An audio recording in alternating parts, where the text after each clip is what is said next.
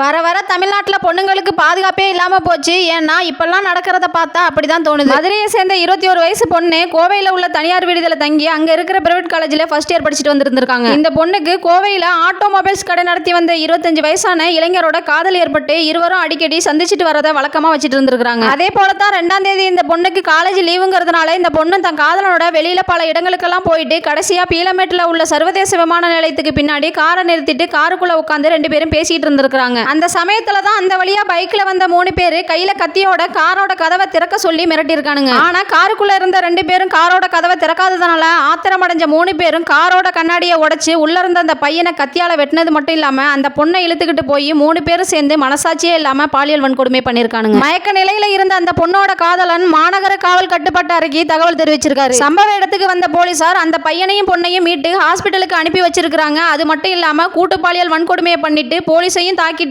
தப்பி ஓடின 3 பேரையும் துப்பாக்கியால இப்ப காலில் சுட்டு பிடிச்சிருக்காங்க.